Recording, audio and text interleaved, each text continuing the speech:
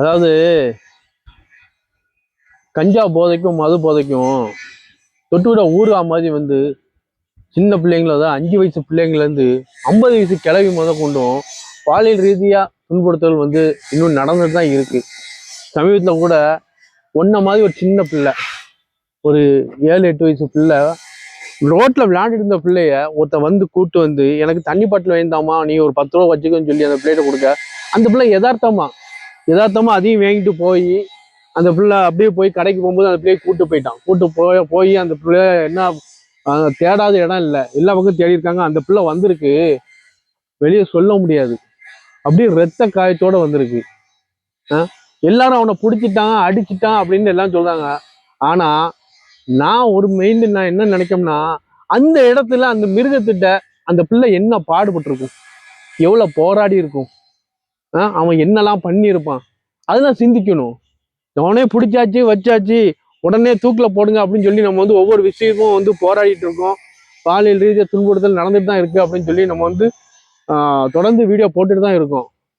நான் கேட்கேன், ஒரே ஒரு தண்டனை, மாறுகால் மார்கை, ஒரு கையும் ஒரு காலையும் எடுத்து அவனை ரோட்ல விடுங்க. அடுத்தாப்புல அவனால எந்த ஒரு அவனுடைய தேவைகள், சுய தேவைகள் கூட அவனால் செய்ய முடியாம கஷ்டப்படணும். ஏன் தொட்டோம் அப்படின்னு ஒவ்வொரு நேரமும் அவன் வந்து சிந்தனை பண்ணணும். அவனை பார்க்குற அத்தனை பேரும் இவன் இதனாலதான் வந்து பாதிக்கப்பட்டான் அப்படிங்கிறது தெரியணும்.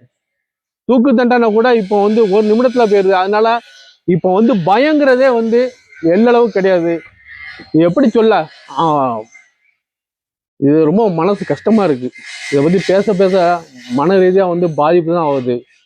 ஏன்னா அப்ப ஒன்னே ஒன்று சொல்லுவேன், வீட்டில் இருக்க பொம்பளைகள் சீரியலு ரீல்ஸு அப்படின்னு சொல்லி பார்க்காம இந்த பிள்ளைங்க எங்க போகுது எங்க வருது எங்க விளையாண்டுட்டு இருக்கு அப்படின்னு சொல்லி நம்ம பிள்ளைகளை நம்ம தான் பாதுகாக்கணும். ஏன்னா நான் அதாவது தொடர்ந்து வந்து இதை முழுக்க இந்த வீடியோ வந்து பதிவு போட்டுட்டே இருக்குது. அந்த ஒரு காரணத்துக்காண்டி தான் நம்ம பிள்ளைகளை நம்ம தான் பாதுகாக்கணும். ஒரு கடைக்கு அனுப்புதீங்களா, வாசல் நின்று பாருங்க, அந்த பிள்ளை எங்க வரைக்கும் போகுது, ரிட்டர்ன் வர்ற வரைக்கும் நின்று பாருங்க.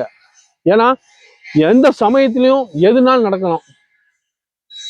நம்ம பிள்ளைங்களை நம்ம தான் பாதுகாக்கணும். முடிஞ்ச அளவுக்கு இதை ஷேர் பண்ணுங்க.